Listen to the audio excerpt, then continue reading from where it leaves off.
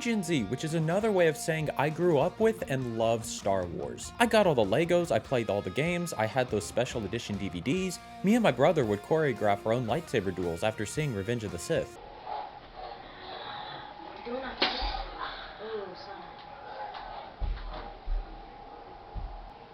Point is, I love Star Wars. I have extremely nostalgic ties to the prequels in particular. My generation grew up on this trilogy, and there wasn't a time where they weren't synonymous with the Star Wars name. With the various games, books, and spin-off shows like the Clone Wars, I think my generation is the reason the prequels have found a new appreciation amongst the fandom, especially when you compare them to this.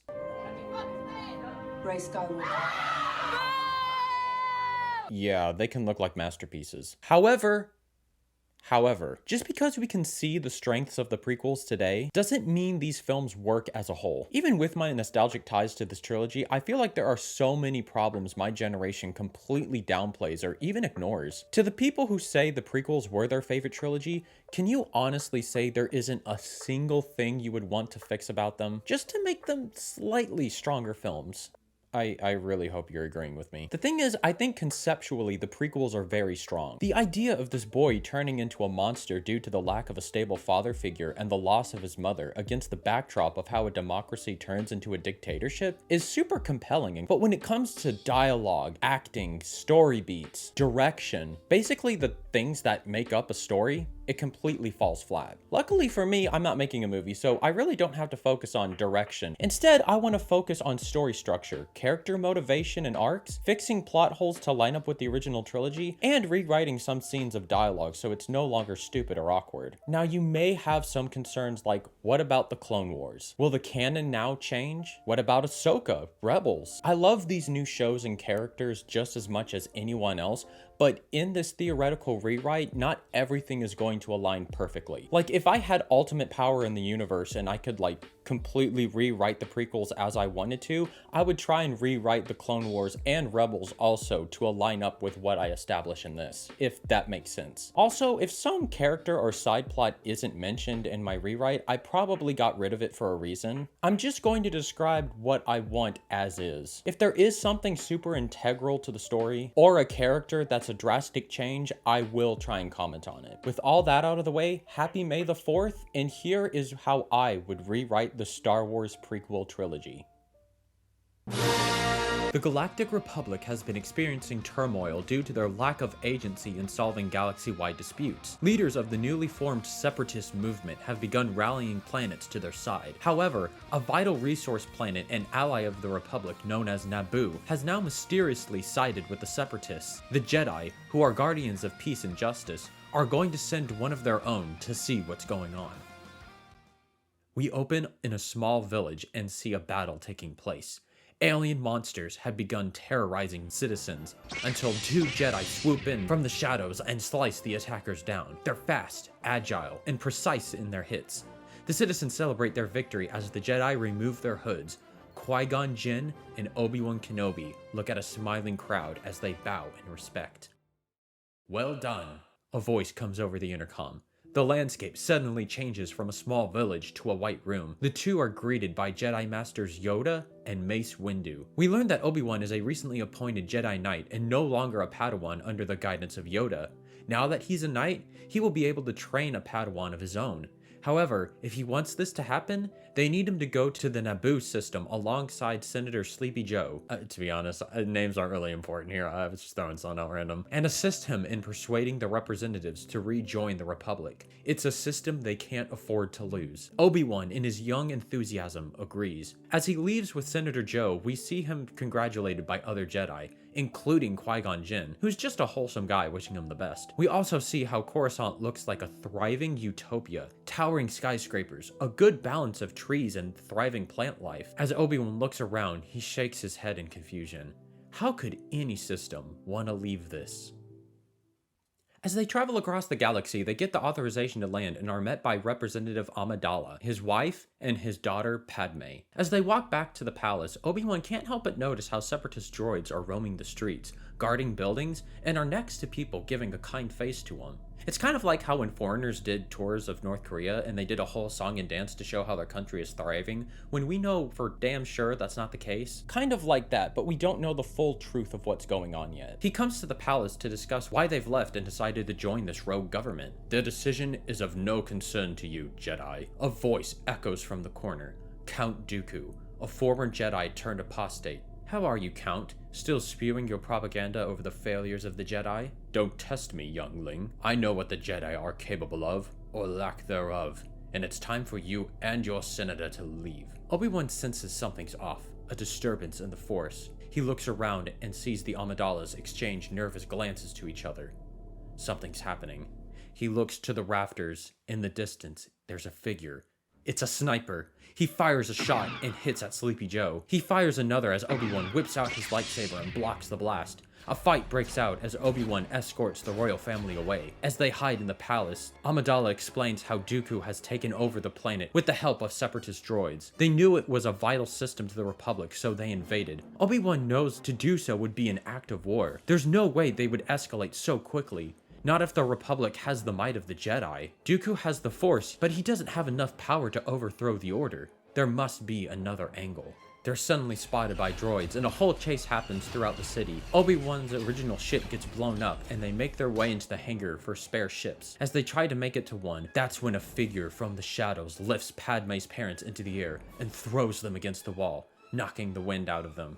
Obi-Wan looks down the hangar to see a figure in all black look at him. Obi-Wan doesn't have time to think. He shoves him with the Force, giving him a moment to flee. Droids come in shooting at them.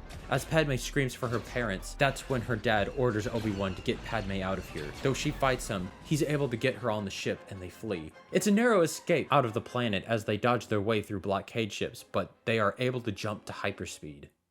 As they travel through the galaxy, we see Obi-Wan try to comfort Padme.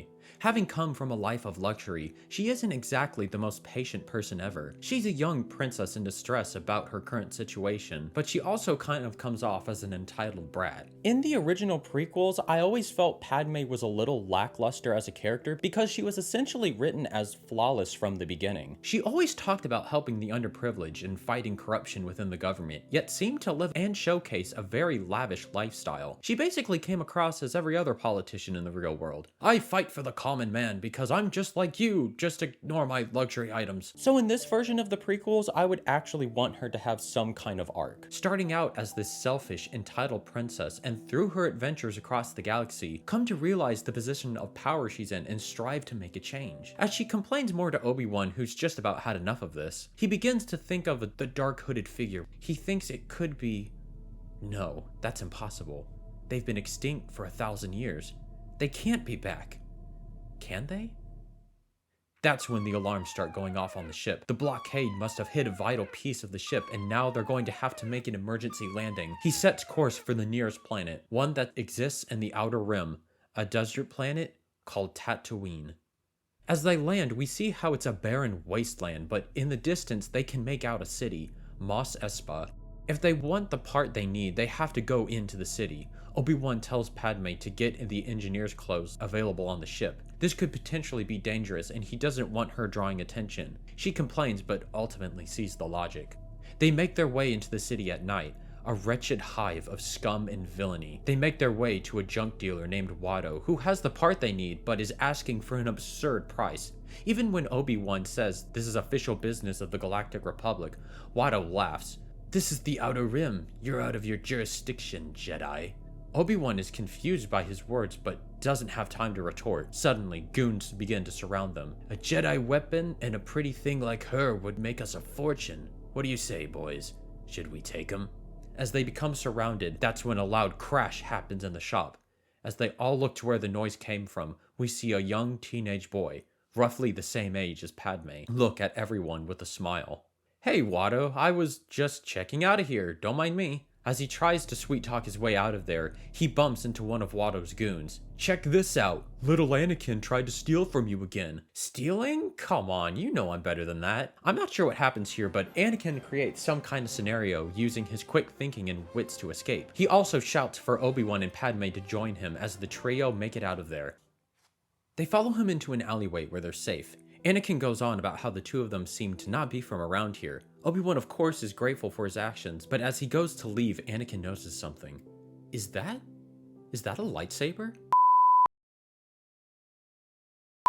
He becomes amazed by this piece of tech and Obi-Wan backs away. Listen, we thank you for your help, but we best get going. Are you trying to escort her? Princess here looks like a wombat trapped in an alley. How did you know she was a princess? I didn't, but now I know. Obi-Wan is annoyed, but he is slightly impressed by Anakin's quick thinking and action-taking personality. Listen, there's no way inner core people like you would be out here unless you were stuck. A part of your ship probably broke, am I right? They nod. So, let's make a deal. Anakin goes on to explain how he's trying to enter a competition known as pod racing. The prize is an insane amount of credits. He says when he wins the race, he'll buy the part they need. In return, he wants off this dump. Obi-Wan is hesitant, but he sees something in this kid. They shake on it.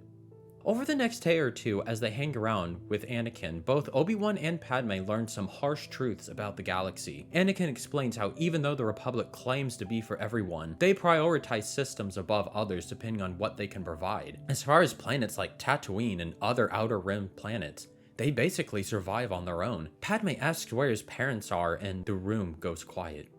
Anakin says he never knew his father. For the longest time, it was just him and his mom. That was until their master sold him off to one of the Hutts. As of right now, he has no clue where his mom is. Hold on. What do you mean you were sold? He holds up the necklace he has strapped around his neck. I'm a slave. Well, at least I was until I escaped. But as long as I can remember, me and my mother have always been. That's impossible. The Republic outlawed slavery decades ago. Oh, really? My whole life says otherwise. When I rewatched The Phantom Menace and I see how casually they just throw away this line about Anakin and his mom being slaves, it was kind of shocking. I feel like if one of the major themes of the prequels is the failure of democratic systems, show the turmoil of this realization through the characters. As I said earlier, the reason why I think the prequels fail so much, it's because the characters are constantly telling us how these systems are failing, rather than showing it. With Padme growing into a more sympathetic person in a powerful position, I would want Obi-Wan's arc to be somewhat similar. He's a young Jedi who's super grounded in his beliefs about the system he serves, but when he's met face to face with the failures of those systems, how would this affect him? Anakin sheds a tear in anger. He apologizes for snapping, but it's not like he's had much help in his life before. He's just frustrated that those in power aren't doing anything to fix the evils of the galaxy. He also asks Obi-Wan why he didn't just slay Watto and take the part he needed. He's a scheming criminal who deserves it, but Obi-Wan shakes his head, saying that's not the Jedi way. Anakin just rolls his eyes. Obi-Wan ignites his lightsaber and walks up to Anakin. This weapon is not a tool used in conquest, but liberation. He slices his locked necklace off. Anakin stares in shocked excitement. We're going to get you out of here. I promise. We cut back to Naboo. Dooku is talking with several figureheads in the Separatist movement. Newt Gunray says it's only a matter of time before the Republic knows about the situation on Naboo, but he tells them not to worry because his master predicted this would happen. Dooku says to ease their paranoia, however, he will be sending his master's apprentice, Darth Maul, to hunt down Obi-Wan and the princess before they can make it back to Coruscant. He goes down to the city street where villagers are on their knees. He looks down the road to see Maul, sitting atop a makeshift throne, surrounded by droid guards, as he has Padme's mother dance for him. Dooku orders Maul over to him. As he meets with Dooku, Maul is annoyed. Make this fast. I'm trying to see which one will best please. Suddenly, Dooku force chokes him and puts him up against the wall. He tells Maul to never do that with citizens again. They are not your toys. Dooku I find to be in concept one of the most fascinating characters in Star Wars, but the movies and even the TV shows to a certain extent don't do him justice. It was only in the series Tales of the Jedi I understood the complexities of this guy. He's an authoritarian monster, but he doesn't commit evil acts for the sake of ego or pleasure. The ultimate tragedy of his character is that he thought what he was doing was right. So in this hypothetical rewrite, I'd want to showcase how even though he's a bad guy, he still has principles and boundaries he won't cross. We cut back to Tatooine. The day of the pod race is here. Before he goes out to race, Obi-Wan teaches Anakin what the Force is. Probably similar to the conversation he had with Luke in A New Hope. Again, it's like poetry, so if they rhyme. In giving him this talk about the Force being with him, Anakin uses this philosophy and mindset before entering the race. Padme, who's been kind of a scaredy cat to touch dirty things the whole time, even gives him a hug for good luck, surprising both Anakin and Obi-Wan. Maybe afterwards they share a glance at each other like this.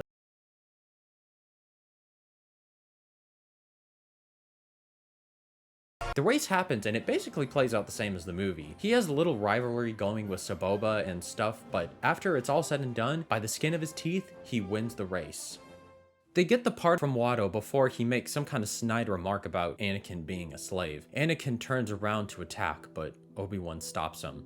Even though there is an amazing power within Anakin, it also kind of scares him. But I'm sure that will never play into events later. Anyway, as they make their way to the desert where the ship was, that's when Obi-Wan senses something. He whips out his lightsaber and slashes a spy droid. He's here, the Sith. He turns to Anakin and Padme. We need to run, now. They sprint to the ship and it plays out like the original, except instead of Qui-Gon, Obi-Wan duels with Maul and Anakin starts up the ship. He hops in at the last minute, all while Maul glares them down. Once he's on the ship, Anakin asks what that thing was, but Obi-Wan is petrified. It was a Sith Lord, a being who's Force sensitive like the Jedi, but who used their powers for evil. They've been gone for hundreds of years, but somehow they've returned. Later, as they travel in space, Padme notices something Anakin is working on. He nervously chuckles to himself, but he's caught red-handed. I made this for you. He holds up a carved wooden necklace.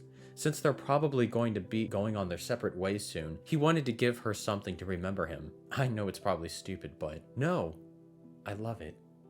Since Padme has grown over the past couple of days, coming to realize the lives of the less fortunate, she takes off her crystal necklace and puts on Anakin's, symbolizing her evolution from a privileged princess to an advocate of the disenfranchised. As she tells him goodnight and walks away, we see a smile sneak across Anakin's face. He's in love, in case y'all didn't catch on. They make it to Coruscant, and basically everything would be the same as it was in the movie. Padme and Obi-Wan would testify to the Council and Senate about the Separatists invading the planet and are holding the Amidala's hostage. However, Chancellor Valorum ran a campaign of no war with the Separatists and stands by his position. That's when Senator Palpatine manipulates Padme, speaking on behalf of her parents to place a vote of no confidence in Chancellor Valorum, making him Chancellor instead and approving the Jedi's involvement in ending the conflict. Members of the council are hesitant, especially Yoda, who says if they do this, it could trigger a civil war in the galaxy. A Star Wars, if you will. Mace Windu and other members say if they don't do it, then it could cause a chain reaction where the Republic will fall into the hands of the Separatists. Yoda doesn't like this, but doesn't see another way. He agrees as a platoon of Jedi, plus soldiers and pilots from systems still loyal to the Republic, join them in their quest to liberate Naboo. On Anakin's side of the plot, Obi-Wan takes him to the Jedi Temple where people are amazed by his presence. He asks what's going on and Obi-Wan tells him they can sense his power. He says to Anakin that he is incredibly strong in the Force and wants him to not only testify before the Council the horrors of the Outer Rim systems, but to test to see if he could become a Jedi. Anakin's taken aback. He's never made a commitment like this, especially out of his own free will. He says he's not a fan of the Jedi's failures, and Obi-Wan agrees. That's why we need someone like you. Help us see what we are blind to.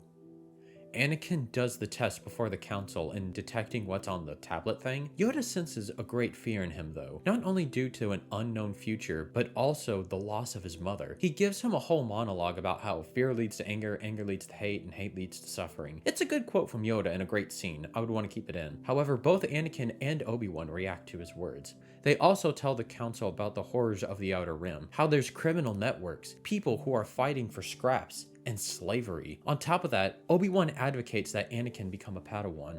Everyone can sense it. He's strong in the Force. He'll set an example the Jedi need. After some deliberation, the council agrees, much to the dismay of Mace Windu, who says he's too old. Anakin glares at him. That is a comment he'll never forget. As they begin to rally troops from across the galaxy with Jedi, they head to Naboo to liberate the planet. Anakin, due to his flight abilities, wants to join up with the pilots to help, but Obi-Wan refuses. They need him to stay and train, but when he sees Padme go to help liberate her planet, he can't just stay behind. He goes undercover with the fleet.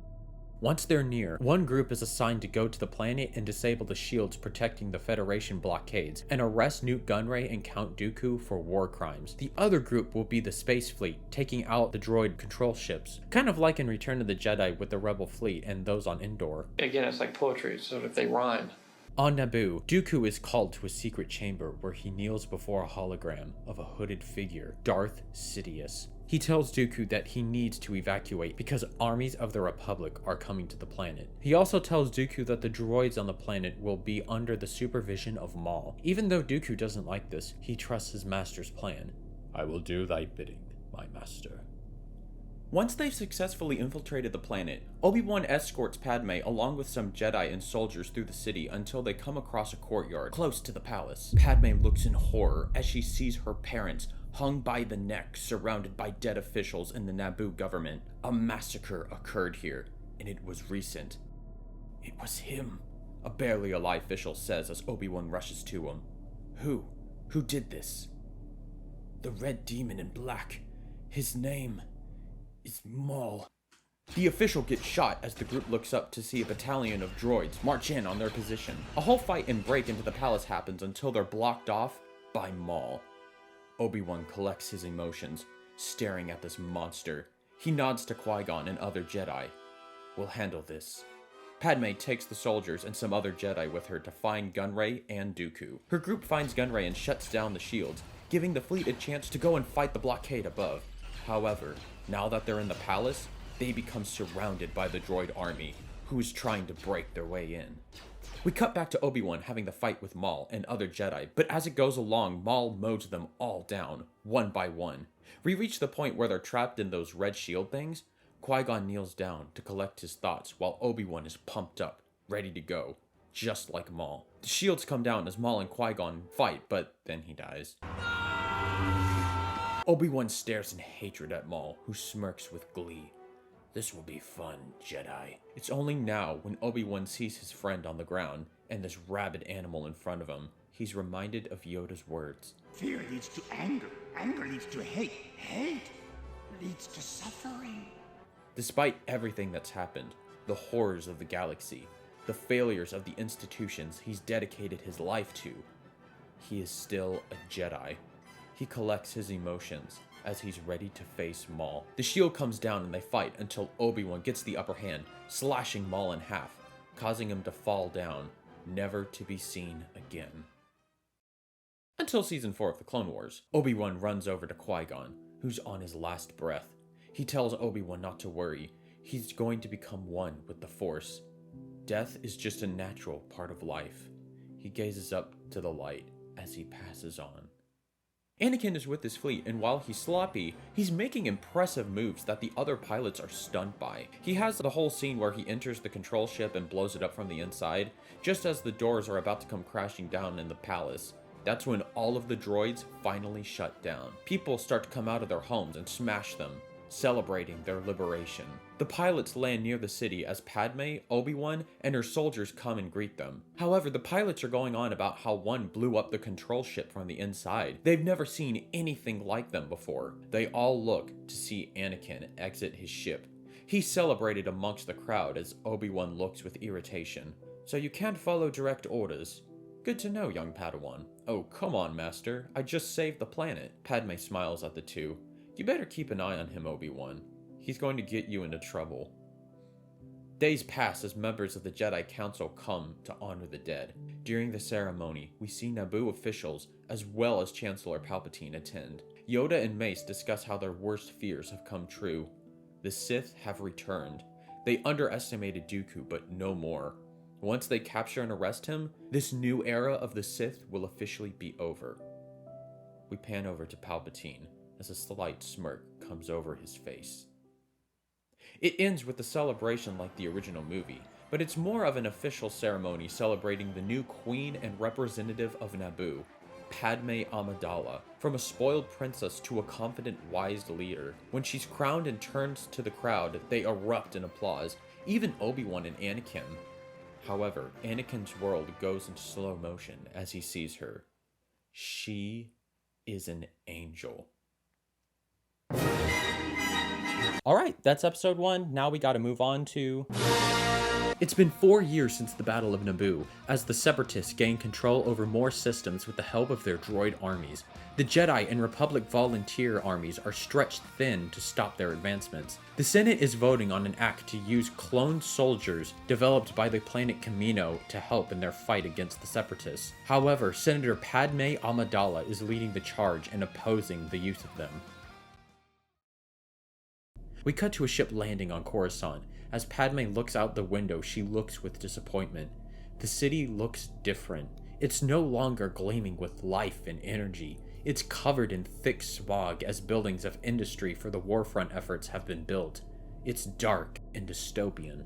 Good grief, try and take a shot every single time I say another reason the prequels failed. But I think another big part of why the prequels frustrate me is that we never actually see the consequences of this war. So in this rewrite, I would want to show right off the bat how dark this world has become. Padme goes to land, and as she walks to the building, that's when an alien with an explosive sprints towards her. Her security guard tackles her to the ground as the alien explodes. They stare, horrified. This was an assassination attempt. They failed, but a citizen tried to kill her. We cut to the Jedi Temple. A group of Padawans are lined up, trying to lift multiple objects at once. In the line, we see Anakin, who looks completely disinterested in the whole ordeal. Yoda watches as Mace Windu leads this lesson. One after the other, every Padawan struggles to lift multiple objects at once. As Mace teaches, he suddenly becomes distracted by Anakin. "Young Skywalker." "Yes, Master Windu?" "Is this lesson boring you? If you're so above it, lift every object in here." Anakin is irritated, but he collects his emotions. "I'm sorry, Master Windu. I didn't mean to." "Too late, Skywalker. Lift these objects." He's had it. Anakin raises one arm as every object in the room instantly soars off the ground. The others gaze in amazement as Anakin glares at Windu. Applause comes from the other side of the room as we see Palpatine cheer for Anakin. "Well done, Skywalker." Anakin smirks at Windu as he lets the objects come crashing down, accidentally hitting the head of a younger Padawan. Everyone rushes over. I'm sorry, I didn't mean to." As Mace is about to lose it, that's when Yoda steps in. He tells everyone this is a teachable moment. Some of us are born with great power, but the greater the power, the greater the responsibility. I guess this is a Spider-Man movie now. Anakin takes that to heart. He's clearly a prodigy of the Force, but his abilities have made him arrogant. Yoda says his master Obi-Wan should be back from his travels any moment, and he should tell him what happened here. He apologizes to his masters and Palpatine. As he walks away, though, he looks to Palpatine, who gives him a nod of approval. Yoda and Mace ask what Palpatine is doing here in the temple, and he says he needs their advice of the Council for an emergency. Later, we see members of the Jedi Council discuss with Palpatine, Padme, and allied senators about her attempted assassination. We learn that Padme has been a champion for the underprivileged in the Senate, not only Outer Rim planets, but those within the Republic who are suffering due to this war. Besides her security, she's given up so much of her wealth for the people. However, due to her resistance towards the clone army, she's gained a lot of hate from her adversaries as well as some of her supporters. She believes the clones would be used as militaristic slaves and deserve rights like everyone else. I feel like it could give us a hint of like the themes and stuff that's explored in the Clone Wars TV show. She's made massive headway in the Senate, potentially splitting the vote. She says that's why they're trying to kill her. They're trying to demoralize support for those against this inhumane act. While everyone is sympathetic to her ideals, they say it puts her in great danger. That's when Yoda suggests the services of the Jedi to aid in her security before the bill comes to pass. Her old friends Obi-Wan and Anakin. She agrees. We cut to later as we see Anakin and Obi-Wan in an elevator. Anakin's visibly nervous and Obi-Wan comments on it. Basically like in the original, except this time we have a lot better context for their dynamic because we were shown it in the last movie. Anakin has his awkward comments towards Padme. He and Obi-Wan disagree over how they should protect her and all that stuff. However, in this, they're in a protected interior room. We actually see security do their job instead of letting her walk around open windows or out in the daylight. Once their meeting is over and Anakin goes to try and talk to her, that's when we see a figure walk in. Rush Clovis. He pushes past Anakin and walks up to Padme and kisses her. Apparently, they've been dating for about a year, and even though he's hiding it, we can clearly see this crushes Anakin's spirit. Even though we hate this for him, Clovis, at least for now, is actually a pretty nice guy. He's no Hayden Christensen, but from what we see in their brief interaction, he cares for Padme's safety and is an advocate for her ideals. Anakin says his goodbyes and walks away. As Clovis talks to Padme, however, we see just a hint of sadness, as if she wants something or someone else. Later that evening, Obi-Wan talks with Anakin about what happened at the Jedi Temple when he was training. Anakin says how he deeply regrets it, but Obi-Wan looks past that. He wants to know why, as of recently, he's been getting such an attitude. Anakin explains how he became a Jedi to help people who were like him, the people who were enslaved, but as of recently, it's just not going at the rate he thought it would be. This is about your mother, isn't it? Anakin nods his head. For years, he hasn't known what happened to her.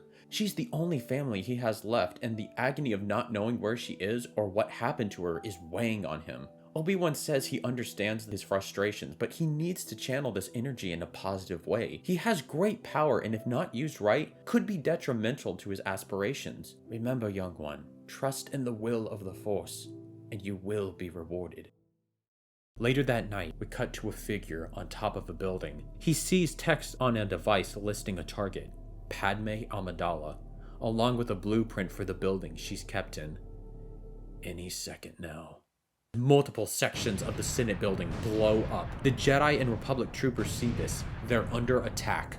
It's an all-hands-on-deck situation as droidekas from the Separatist army are launched from explosions and begin firing at anyone where they land. Anakin and Obi-Wan are called to aid, but they have to carefully escort Padme out of the building. They fight droids on their way through the building, but here we see how ruthless Anakin is in fighting the droids. They try at multiple points to kill Padme, and that's when we see him go Super Saiyan, slaying them all down. It's only at a certain point they're confronted by the bounty hunter and other battle droids begin blasting through security. It ends up where Anakin and Padme become separated from Obi-Wan, leaving them no choice but to fly away in a spacecraft out of Coruscant. Maybe there could be a sequence where they are chased off the planet by hyena bombers. In the ship, they banter back and forth about how to evade them. Anakin may try to start showing off in a flirtatious way, but Padme has to come in and assist if it goes wrong. Something playful yet energetic to show off their chemistry. Meanwhile, as the bounty hunter Obi-Wan was chasing gets away, he's able to obtain a dart used to fire at Senator Amidala.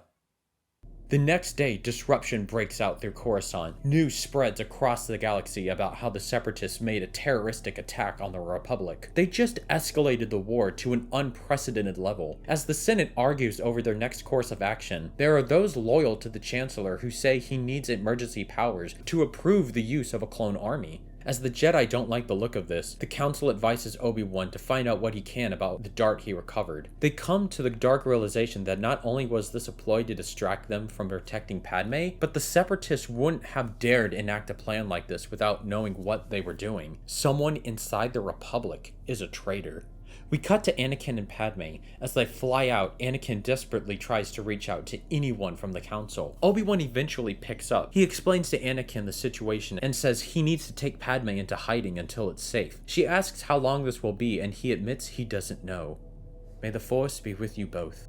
The tension in the ship is astronomical. Anakin asks her if there's any place where she could feel comfortable, and she says her friend in the Senate, Bail Organa, is the representative of the Alderaan system. They have a winter getaway she stayed at once, and they can try laying low there. As Anakin sets a course, they discuss the situation. Security was at an all-time high. Very few people knew about her whereabouts. I know I have enemies, but with this revelation, I don't know who I can trust. I promise you, we will find the traitor in our midst. We cut to Clovis speaking with the members of the Jedi, and he demands to know where Padme is. They can't give that information out because it's classified, but assure him she's being taken care of. She is to be my wife. You can't keep her from me. This is tyrannical. The Republic isn't the problem. You are. He storms off as the council sits in defeat. On Obi-Wan's side of the plot, I would basically have it follow relatively the same, with just a few slight adjustments. He finds out the dart comes from Kamino, but once he's there, he sees the clone troopers for the first time and is astounded by the sheer number of them and their skill sets. None of that Sypha Dyas crap, or the fact that there was this secret clone army apparently no one in the Republic knew about. The Kaminoans tell Obi-Wan that the original clone came from an individual named Jango Fett. He asks if Jango Fett recently left the planet, and they say he's been here for months due to testing. They have the whole scene where Obi-Wan confronts Jango Fett and Boba Fett, and they both know what the other knows but won't say it out loud. The original falls flat due to the direction and acting, but in concept I like the scene and would keep it. They get into a skirmish and Obi-Wan plants a tracking device on his ship as he tracks him through space.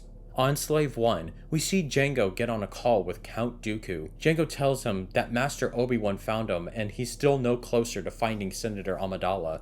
Dooku smiles. Senator Amidala is no longer a concern. My master needed her dead or gone from Coruscant. The next stages of his plan will commence. Meet me on Geonosis for further instructions. We see Dooku on Geonosis. He begins a tour of the droid factory there with other separatist leader Poggle the Lesser. However, as he looks down at the facility outside, he sees people are being whipped. You have slave labor working the factory? He ignites his lightsaber and raises it to Poggle. We needed extra hands. I had our spy supply us with some. Yeah, Dooku.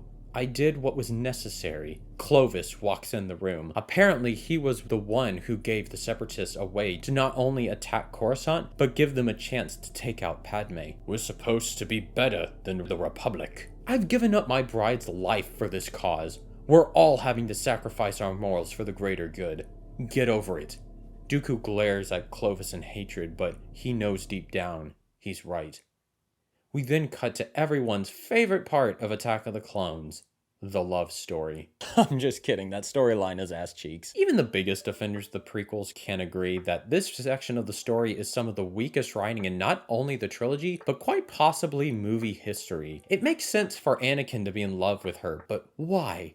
Why on earth, besides looks, is she into him? Anakin is whiny, creepy, awkward, and at times terrifying. He straight up admits to committing genocide, and she still gives him the me eyes. So to fix this, I would want to make their romance more cute and down to earth. Lucas tried to make it some grand, epic, forbidden love story, which I would want to keep some of that in there. But it lacks in the relatability department because, again, the direction and writing. I would want to take inspiration from something like Flynn Rider and Rapunzel from the movie Tangled. It's through their adventures and downtime we see them build a really strong connection. We already have the adventure side of their romance filled because of Coruscant. Now we can go into more of the downtime aspect of the relationship. They reach Alderaan and it's in the middle of a snowstorm. They land outside of Bail's home as Anakin heads to the security box and shuts off the power. Once inside and now realizing they can't keep warm, they begin to collect blankets and build a shelter next to the fireplace. The tension is still awkward between them.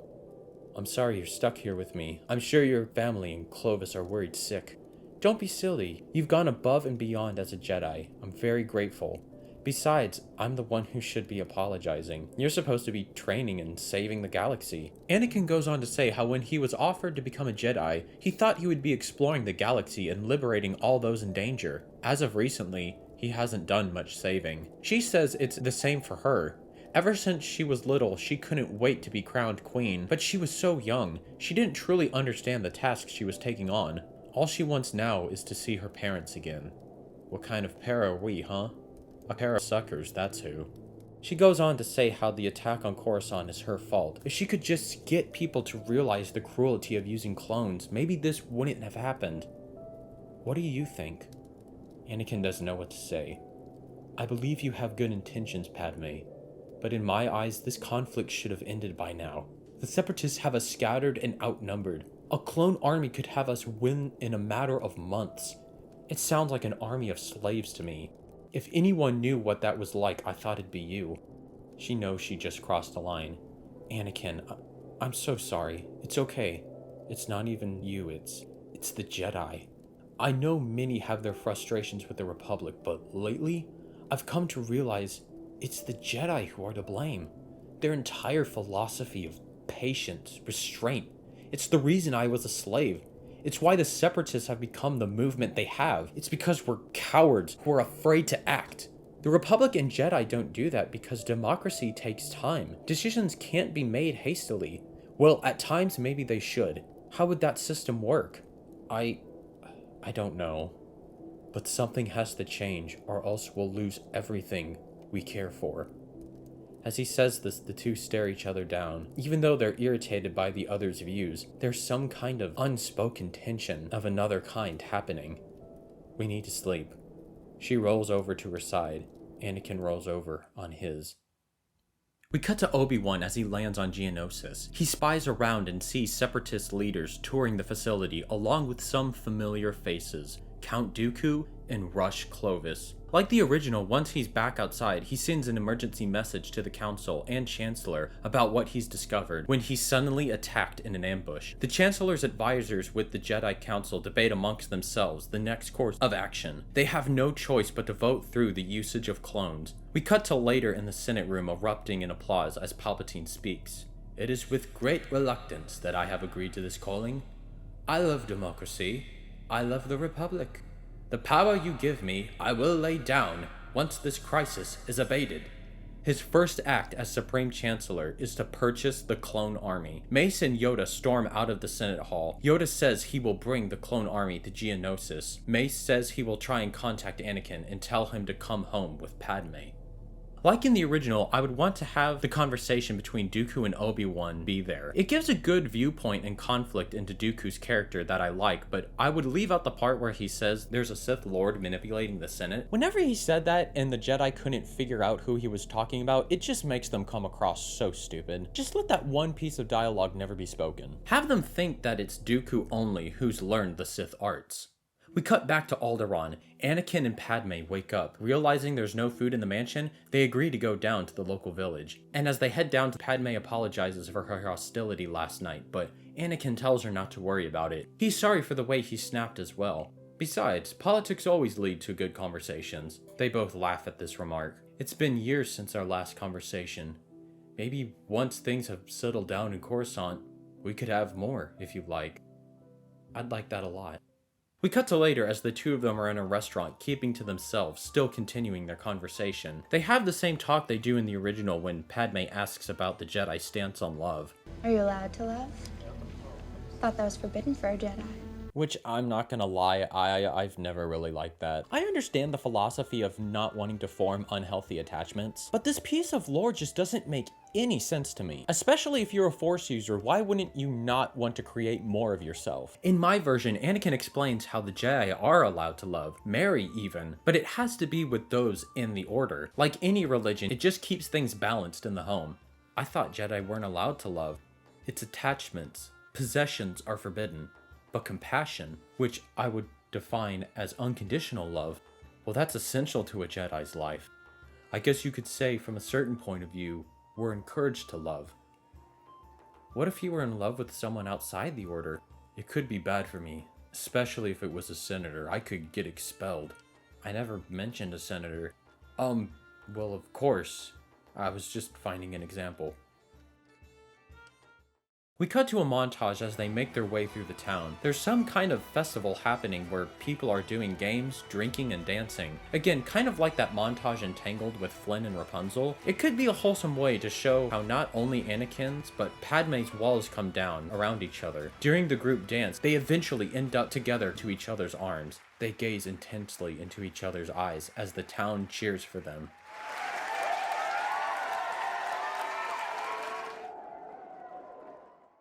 She pushes him away, realizing what he's done. She walks away as the town gets awkwardly quiet. As he chases after her, we see a figure emerge from the crowd, following him. He eventually catches up with her. Padme, wait, please. I'm sorry. I shouldn't have done that. No, you shouldn't have. I'm engaged. I know, I don't care. I love you, Padme. Please tell me you feel the same.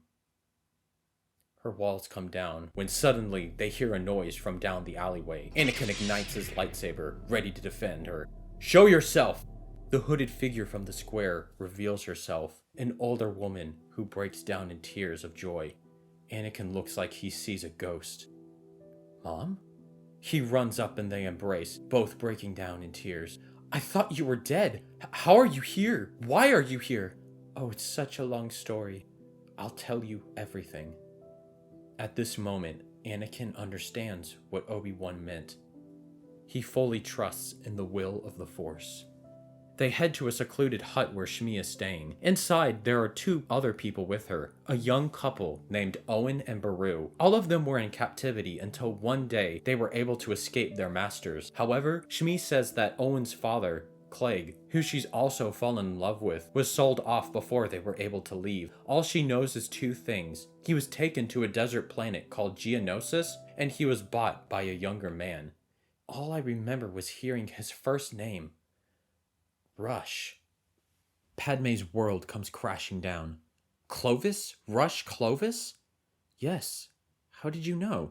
This can't be unless he's the traitor. Think about it. He's a senator who could have granted the Separatists access to Coruscant, and he's the only one outside of your security council who knew of where you were staying. As distraught as Padme is, she has to come face to face with facts. Rush is a traitor. They agree they need to call the council and tell them this news. Anakin guides the group up the mountain as he tells Shmi how she'll be safe at the capital. Because he trusted in the Force, he believes it's destiny they run into each other. From now on, he can protect her. They make it to the ship where it turns out Mace and the council have been trying to contact them for a while. Mace tells them how they know about Clovis's betrayal, how Palpatine has gained emergency powers and has purchased the clone army, and how Obi-Wan has been kidnapped. He's held hostage in a droid factory on Geonosis. The clone army is heading there for an all-out assault. It could be a major win for us in this war. He orders Anakin to head back to Coruscant with Padme, and he agrees. As he hangs up the call, we see Padme ready the ship. We're going to Geonosis. Anakin says how that's not only stupid, but dangerous. The only place he's going to fly them is Coruscant. Shmi steps up, demanding to head to Geonosis to aid in the fight. He's completely baffled by their enthusiasm. We need to save Obi-Wan. Does he mean nothing to you? Of course he does. But I have a duty to protect you, and now it's both of you. I can't risk it. I can't lose you. Not again. Shmi walks up to him. The man I love is there, Annie. I have a duty as a wife to protect the person I love, just as you have a duty to protect who you love. Please help us. He looks back at his mother one last time, before cracking a smile as he starts up the ship. Owen and Beru stay behind as the trio fly off to Geonosis. Once they land outside, they sneak into the facility. They see how a factory on the outside is essentially a work camp. They want to free the slaves held there, and as they sneak up behind a guard, Shmi zooms past and knocks him out. During this section, it could be really interesting to see that Shmi is just as brave yet reckless as Anakin. Like mother, like son, you could say. During this time, it could be cool to see them bonding over the heist. Maybe they perform moves together or give each other hand signals to warn the other of encroaching danger, kind of like how slaves in the real world would do the same. When they reach a point they have to separate, Shmi places her forehead on Anakin's, and they wish each other good luck. Padme and Anakin head into the facility, and as they dodge through security, they come across some kind of computer control room. Anakin sees this is a good opportunity to not only see where they're holding Obi-Wan, but to uncover Separatist secrets. In his search, he comes across a file, a plan for a super weapon, the likes of which the galaxy has never seen. He takes the plans as he realizes that he and Padme have been spotted. They try to escape, but end up on the factory floor like in the movie, becoming surrounded by droids. Shmi and the slaves almost rise up, but become surrounded by battle droids and Geonosians.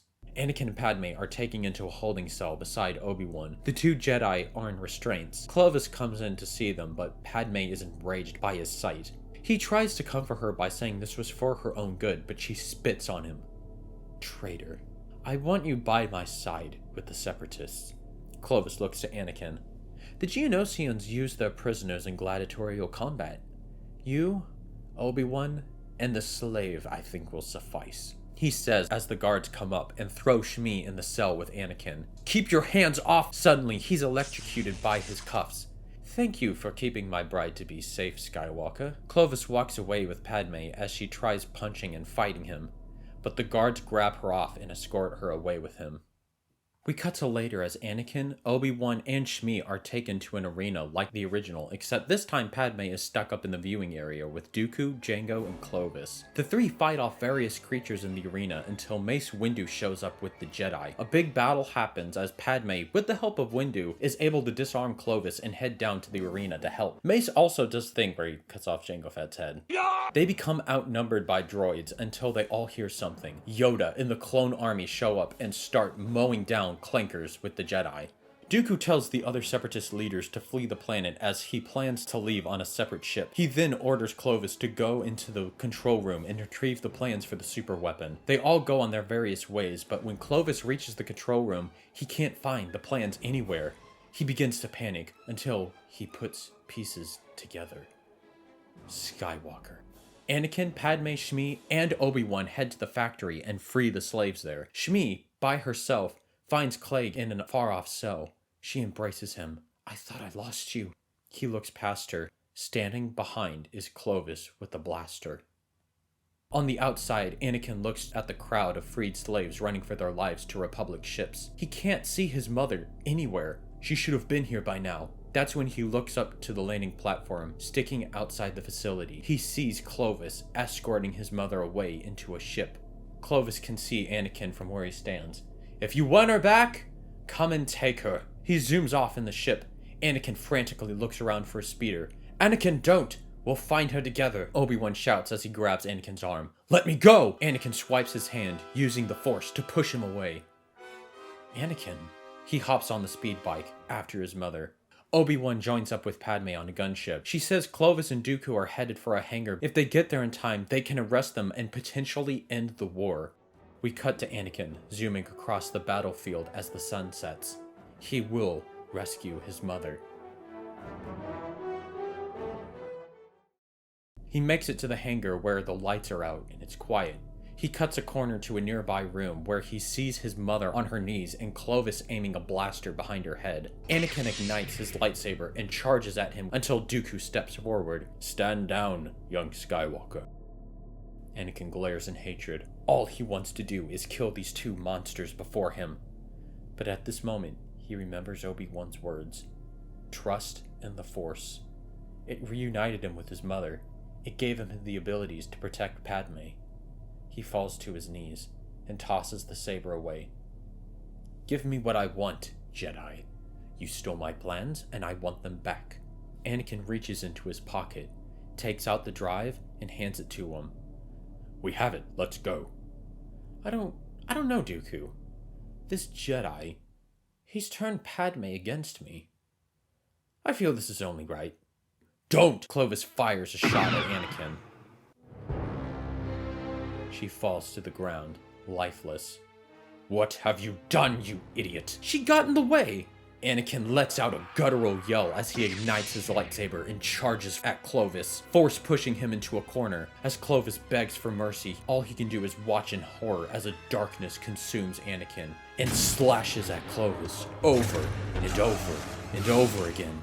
With every slash, it grows more anger, more hatred.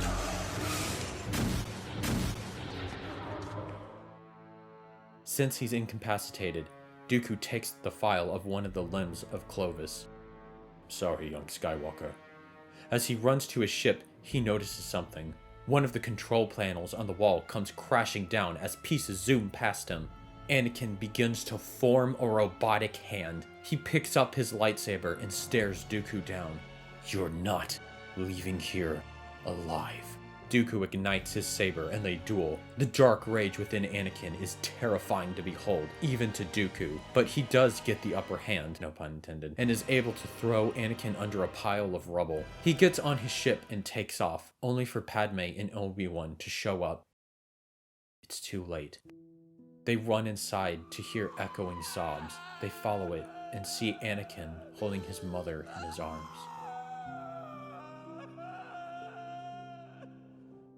So the reason I made Shmi more active in this role is because 1, She wasn't in the Phantom Menace, so I would have to put her in this one. But then also, number 2, I feel like that part of the original plot in Attack of the Clones was one of the worst parts of the movie. Anakin's entire character is about his fear of loss, not having enough power to save those he loves. But the problem is we're constantly told how he feels, never shown. When his mother dies and he goes on a killing spree, it would have been a great moment to display Anakin's anger, the dark side brewing within him. But he instead goes on a terribly written rant where it's just cringe, and to make it worse, after he buries her, there's no mention of this internal conflict in the film ever again. It comes across as if it might as well not have even happened. With this rewrite, it not only showcases the bond he had with her, but how this loss also plays into Anakin's misbelief about power and control. We cut to Dooku landing on Coruscant in an abandoned building. Lurking from the shadows walks Darth Sidious. "Your plan was a success, my lord. Rise, Lord Tyrannus." As they walk, Dooku looks concerned. "Now that we have the clone army, how long will this conflict proceed?" "As long as it needs to. I sense a dark power rising in the Jedi. We can use this against them." It's about a week later. It's a stormy day on Coruscant as the Jedi are in a field just outside the temple. A giant memorial is held for the fallen Jedi. Mace is there with Yoda overlooking the site. "It's just like 4 years ago. Though I must admit, without the clones, it wouldn't have been the victory it was. This civil war could be over soon." Yoda scowls at him. "Victory? Victory, you say? Master Windu, the shroud of the dark side has revealed itself. No longer a civil war this is.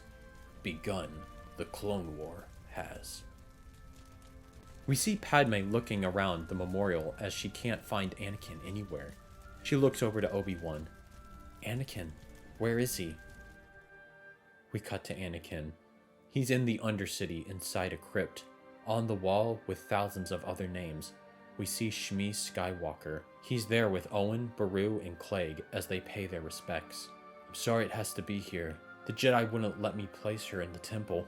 He can't even finish the sentence as he becomes choked up. "I'm sorry, Mom. I wasn't strong enough." As he walks out onto the street in the rain, he's stopped dead in his tracks. Padme stands there. They get to talking as Anakin explains his step-family is moving to Tatooine to start a farm. "I, for one, have had enough of sand. It's coarse, rough, and irritating. It gets everywhere." He wouldn't actually say this. It's just too funny a line to not mention. "I'm sorry about Clovis. He should have been tried, but Stop. Don't do that to yourself. Clovis means nothing now. Especially to me. He was a monster. And me? What do you think of me?" Padme takes a moment before speaking. She says as she saw him in the arena, that was the most scared she's ever been. Her whole life for the past 4 years has been to serve people, to save the galaxy. But once it's saved, what will she have then? It was only in that moment she knew what her future was. "It's you, Anakin. I love you.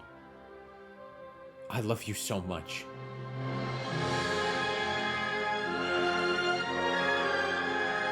They hold each other close. "Let's run away." "What? Just you and me. Leave this place behind. No more Jedi, no more politics, no more war." "Anakin, I can't do that. You can't either, and you know it. We can't stay here and be in love. We'll have to hide for as long as this conflict endures." "Then that's what we have to do. Once this war is ended, we can spend the rest of our lives together." They embrace one more time. As we close on Anakin, he will do anything not only to stop this war, but to protect the woman he loves. So after episode 2, just for the sake of canon, I would definitely want there to be a Clone Wars TV show. Like I said in the beginning, I think it's incredibly strong and validated this era of Star Wars for a lot of people. With my rewrite, there are a lot of changes, but I think most of the plot you can keep. Rex could be there, Ahsoka could be Anakin's Padawan, some things like Rush Clovis would obviously be gone. But there is actually one major aspect of the prequels that I haven't even brought up yet, the prophecy of the Chosen One. To be honest, I'm not a fan. I think in concept, it maybe could have worked, but just the way it was written doesn't make a whole lot of sense to me. George Lucas said even when Anakin falls to the dark side, he was still the Chosen One, and once Vader destroys the Sith, that being himself and the Emperor, that's when balance is achieved. Vader's redemption through saving Luke is the return of the Jedi. But if you have a bunch of expanded universe content, as well as the stuff Disney made, the whole prophecy subplot just comes across as meaningless.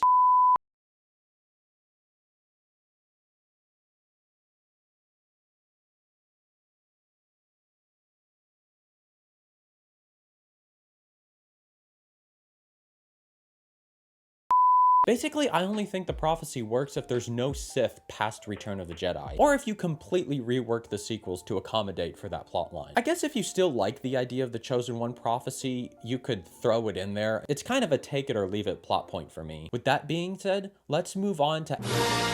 For the past 2 movies, even though I've changed a lot, I felt like I've relatively kept the same structure and story throughout, just fixing the parts that I find were really weak. For Revenge of the Sith, there actually really isn't a lot I would change. Structurally and narratively, Episode 3 is by far and away the strongest film of the prequels. That being said, there are some scenes and plot points I would definitely want to touch up, in particular Anakin's motivation and eventual turn to the dark side. So here we go. We open with Anakin and Obi-Wan flying over Coruscant as they try to make it to General Grievous's ship. He's kidnapped Chancellor Palpatine, and it's the exact same as the movie. They fly in with some clone troopers and they crash their way into Grievous's ship. Only this time it's not R2 helping them because that creates a massive plot hole for the original trilogy, so I just cut that subplot out entirely. The Jedi finally make it to the throne room Palpatine is held in, but that's when Dooku corners them. However, Obi-Wan tells Anakin not only to take them together this time, but to keep him alive. He's a Sith in charge of the Separatist movement. If they take him prisoner, they can interrogate him and use him to end the war. The 3 begin to fight and Dooku ends up incapacitating Obi-Wan. Anakin, filled with hatred, strikes harder at Dooku, who tells him he's full of rage and anger. Anakin performs a move where he slices off both of his hands. Dooku falls to his knees as Anakin holds both lightsabers at his throat. Good, Anakin, good. Kill him. Kill him now. Dooku is shocked by Palpatine's words. A test. It has to be. I shouldn't. Do it. I've always wanted to do that.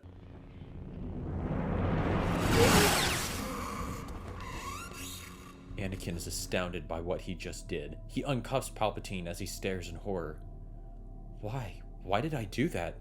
I just cost us so much. It's only natural. He and Clovis killed your mother, and you wanted revenge. Palpatine sees he's not getting through to him when both of them suddenly hear Obi-Wan start to wake up. He turns Anakin around to meet him. You're a hero, Anakin. Dooku left you no choice. It's not your fault. Understood? Obi-Wan comes up and sees Dooku's body. What happened? What happened? I killed him. Sorry, Master. The Council and I will deal with this later. We need to get the Chancellor off this ship and find Grievous. They run throughout the ship but get captured. Like the movie, they meet Grievous, fight his guards, Grievous escapes, and they crash land the ship onto Coruscant. Another happy landing. They return Palpatine to the capital where members of the Jedi Council and other senators await. They applaud the Jedi for their bravery as Palpatine does the same. Windu asks what happened to Grievous and Dooku. Unfortunately, General Grievous escaped, and Obi-Wan looks to Anakin to step up. I killed Dooku in battle, Master. You what? Obi-Wan tries to go to Anakin's defense, but Windu silences him. Do you know how much we just lost? The Separatists may have lost a leader, but this war will go on for who knows how much longer. If I may, Master Jedi, Anakin showed a great restraint, resilience, and courage in his fight. If he didn't do what he did, he would have died and the Separatists would have taken me prisoner. With all due respect, Chancellor, this isn't a matter of a politician such as yourself. If it involves the outcome of this war, it most certainly does. Palpatine walks away with his advisors. Windu turns to Anakin. The Council will decide disciplinary actions for you, young Skywalker. Do you understand? Yes, Master. They walk away as Obi-Wan pats Anakin on the back. Do not be so hard on yourself, Anakin. This could be a benefit in the long run. How? You said it yourself. We needed him. In the chain of command, we also have Grievous and other Separatist leaders. We will give our case to the Council when the time comes. As Obi-Wan walks away, Anakin looks to the distance. Behind one of the pillars stands Padme. Their scene is basically the same as in the movie. She tells him she's pregnant. She says she's been able to keep it hidden for the past several months, but the baby's almost here. As worried as he clearly is about the situation, he tells her this will be the happiest moment of their lives. We see Grievous land on Upatau and speak to a hologram of Darth Sidious. Grievous says that the Separatist leaders are getting worried. With the loss of Count Dooku, morale amongst the movement has weakened. His death was a necessary loss, and the war is almost over, Grievous. I will soon have a new apprentice, one far younger and more powerful. Later that night, Anakin has a nightmare about Padme dying. He doesn't know the circumstances, but it shakes him to the core. They have a talk like they do in the movie where he tells her about it, and he says he won't let something like this happen, ever again. Padme tells him to seek help from Obi-Wan or from Yoda. Please, Anakin, let us be here for you. It's the day of Anakin's trial. He goes to speak with Yoda beforehand, like Padme asked, until something stops him. He looks out into the distance and sees the Capitol building. We cut to him in Palpatine's office. He's in the middle of a rant, pouring out his frustrations about the Council, the war, everything in his life. Unlike the Jedi, Palpatine is reassuring and comforting in Anakin's feelings. He thanks Palpatine for listening to him. I wouldn't worry about the Council, Anakin. I have a feeling you will be rewarded for your efforts. How? You heard Master Windu. Master Windu is one of a dozen Jedi on the Council. I sent in a message advocating on your behalf. We need more people like you, those who are willing to do what is necessary when the time arises. That is why I am advocating you to be my personal representative on the Jedi Council. Anakin is stunned. Thank you, but you have to be a master to be on the Council. I'm not sure one man's voice can change that. Who said I was the only one? He displays a hologram showing dozens and dozens of advocates for Anakin in the Senate. Every single one of these representatives is advocating on your behalf. We want you, Anakin. We need you. I don't know what to say. I'm honored, sir. Palpatine walks up to Anakin and embraces him. Of course, son. Of course. We cut to the trial. Anakin stands before the Council. He apologizes for his actions with Dooku, but he also points out how the Separatists are running scared because of him. They could use this to their advantage. There's also his advocates within the Senate. I know the Jedi and the Senate have butted heads over how this war should be proceeded, but I feel like I'm able to represent their interests on this council, and vice versa.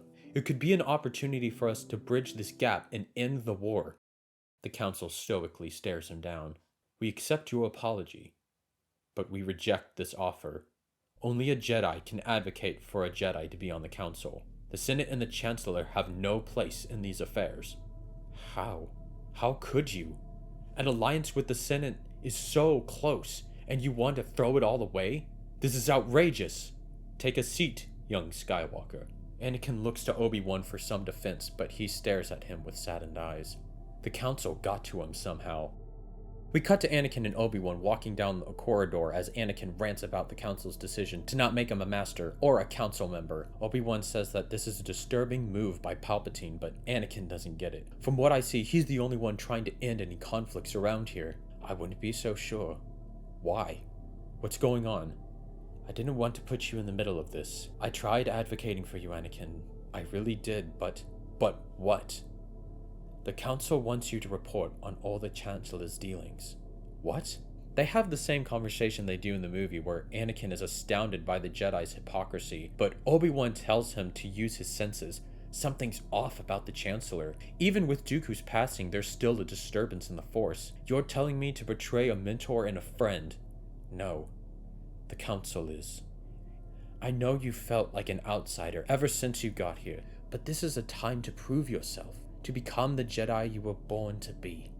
Anakin nods in agreement, but there's something on his face that expresses otherwise. Is this something he truly wants?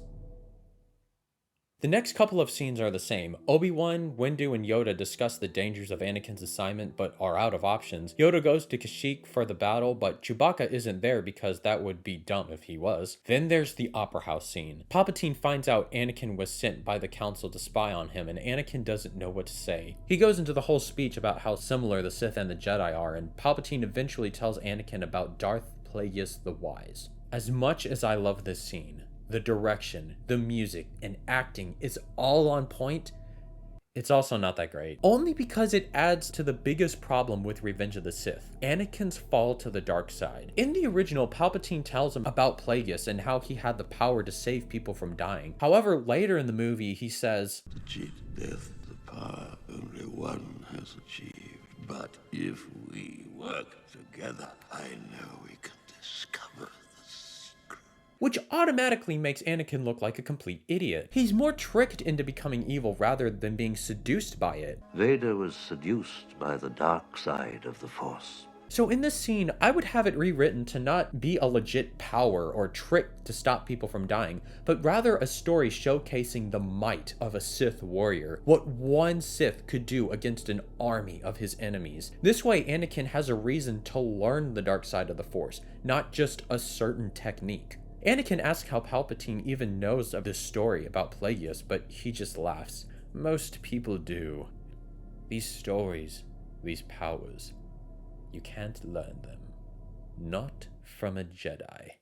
So a good chunk of the movie would remain the same. Yoda is still assisting the Wookiees, Obi-Wan and Anakin say their heartfelt goodbyes before the climax, the Jedi are sensing something off with the Force, maybe not outright say, I sense a plot to destroy the Jedi, or the dark side of the Force surrounds the Chancellor, because that just makes them look stupid for not taking any action. However, they feel something dark is on the horizon, they just can't sense what it is. I would have everything between Obi-Wan and Grievous be the same, right down to, hello there. Maybe when he kills Grievous, he's a little more justified than Anakin was with Dooku, considering he had the rest of the Separatist leaders there and could be taken into custody. However, when the fight eventually breaks out and it's the heat of the moment, yeah. Back on Coruscant, not only would I want to focus more on Anakin's side of the plot, but also Padme's. In the deleted scenes from Revenge of the Sith, we see how Padme and other senators like Mon Mothma and Bail Organa are discussing Palpatine's rise to power and the idea of creating a rebellion. I would want to keep those scenes in, but I would want to make them more intense and conversation and location. Try and showcase through the direction, the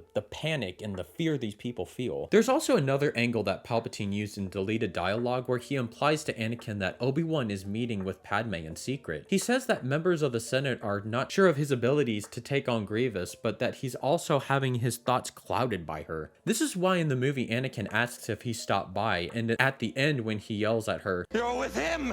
You brought him here to kill me!" I get why for pacing reasons it was removed, but it just adds so much richness to Anakin's character, so I would just want to keep it in. After Anakin is told this by Palpatine, he has another nightmare of Padme dying at childbirth, but this time, Obi-Wan is there comforting her. He asks if he stopped by to visit before he left. Well, of course, he's one of my oldest friends. As she leaves him alone, his thoughts begin to race. The council is against him, and now his master and wife could be next? The only one he can turn to now is Palpatine. We cut to Anakin rushing into Palpatine's office, catching him off guard. Anakin, how can I help you, my boy? Anakin is clearly distressed and Palpatine notices. We've gotten word that Master Obi-Wan has engaged General Grievous. Most of the Separatist leaders have fled the planet, but let's be honest, you don't need to report this to me, do you? I'm sorry to keep bothering you, Chancellor, it's just, I know there are things the Jedi aren't telling me. About the Force, about my future. I don't know what to do. Oh, Anakin. Palpatine gets up from his desk and walks with him. You must break through the fog of lies the Jedi have created around you. Let me help you. Let me show you the ways I know of the Force. How can you show me? My mentor taught me much of the Force. Even the nature of the dark side. He gives him the monologue about leaving the Jedi, how only through him he can save his wife from certain death. Anakin is putting things together in his head. You couldn't have thought Dooku was the Master Sith. Anakin ignites his lightsaber. You're the Sith Lord. You played both sides. You started this war, didn't you? Yes. He raises it closer to his neck. Are you going to kill me? I would certainly like to. I know you would. I can feel your anger. It gives you strength. Anakin, you know as well as I, the Republic is ineffective. It was the reason you and your mother were a slave, and what did the Jedi Council do in response to this crisis? Nothing. Look at everything they've done, how they've fought this war, how they've kept things from you. And yet the Separatists are no better. If you help me, we can destroy them. We can replace the Republic and the Jedi with something greater. You are the only one who can see what must be done. Anakin retracts his lightsaber.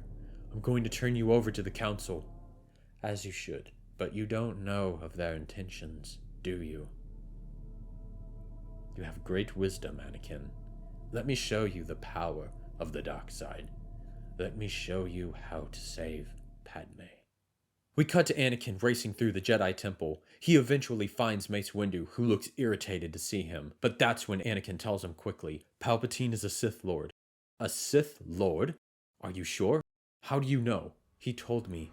He knows the ways of the Force. Mace is stunned by this revelation. We cut to the two running for an aircraft as Windu calls for others to join him on an urgent mission. That's when he halts Anakin. I need you to stay here and wait in the Council chambers. But No, Anakin. This is something I and the Council must deal with. If what you say is true, you will have gained my trust. Anakin nods and lets him go. On the ship, Mace tells the members the situation and how they need to deal with this carefully and efficiently. Kit Fisto shakes his head. I can't believe Anakin of all people figured this out. If he's correct, I will seek it personally. He is granted the rank of Master. Later, Anakin stands in the council room alone. It basically is the same scene from the movie where Anakin looks across the city and even Padme can sense something. It's one of the best scenes of not only the movie, but one of my favorite scenes in the entire franchise. The tone, the music, the visuals are all able to convey so much without saying a single word. It's one of the few moments where Lucas was cooking hard behind the camera. With everything Anakin's learned, he can't take it. He takes a ship and zooms over to the capital. Mace and the other Jedi confront Palpatine as they duel it out. Palpatine slices through multiple Jedi until Mace has them dead to rights. Anakin rushes in and sees how Palpatine might be right. The Jedi are taking over. The oppression of the Sith will never return. You have lost. As Palpatine shoots lightning in defense, he begs Anakin to make a choice. Once he's fried by his lightning, Mace says he's going to end this once and for all. You can't! He must stand trial! He has control of the Senate and the courts. He's too dangerous to be kept alive. It's not the Jedi way. Mace begins to raise his arm. I need him! As Mace goes for the strike, Anakin rips out his lightsaber and slices Mace's arm off. Palpatine smiles as he electrocutes him and tosses him out the window. Anakin falls to his knees, terrified. What have I done? You're fulfilling your destiny, Anakin. Become my apprentice. Learn to use the dark side of the Force. Anakin collects his emotions to meet his gaze. I will help you stop the Jedi. Just help me save Padme's life. I can't live without her. Palpatine has a slight disappointment in his face. There's still a great conflict within you. You still question what must be done. As Anakin hyperventilates, Palpatine grabs him by the collar. I need you to prove yourself. You must go to the temple. I will send a battalion of troops to be waiting for you there. Remember your mother, and remember who you were doing this for.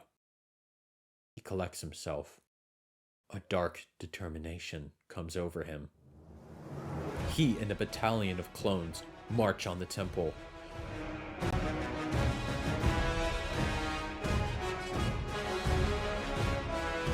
Once inside, Jedi come from all corners of the temple to see this sight. A lone Jedi comes up. Skywalker, what is the meaning of this?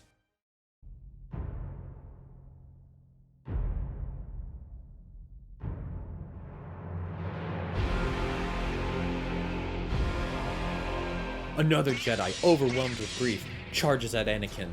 The troops disperse and begin to fire on all the Jedi they find as Anakin slices one Jedi after another. It looks as if it's almost painful for him until he sees memories flash.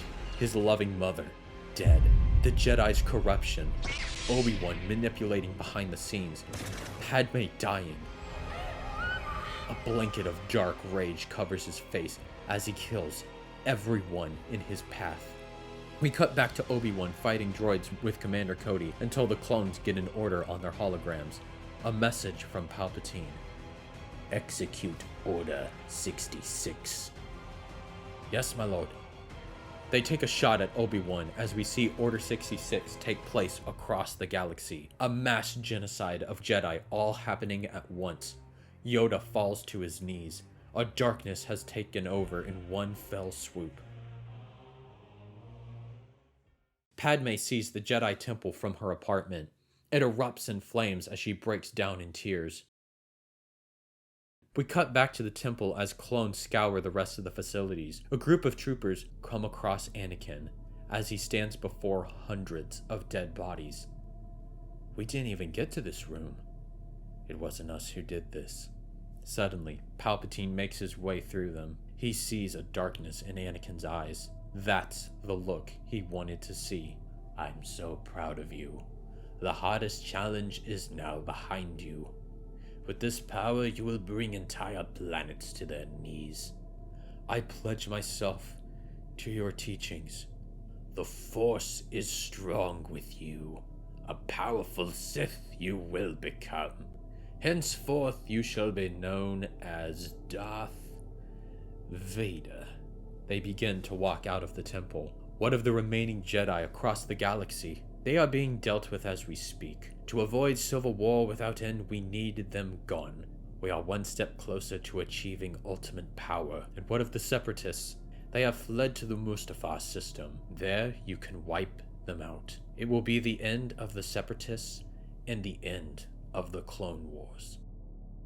Later, we see Anakin go to comfort Padme, who's in distress. There's a dark stoicism to him now that Padme can see but doesn't want to question. He tells her about the plot of the Jedi, how they tried to kill Palpatine, how he saw it with his own eyes. He says how they can't trust the Jedi anymore and that the Chancellor must be protected at all costs. He also tells her he's been sent on a mission to wipe out the Separatist leaders hiding on Mustafar. What about Obi-Wan? I don't know. We'll see where his loyalties lie when the time comes. For now, stay here, stay safe. Clones come inside the apartment. You will have security by you 24/7.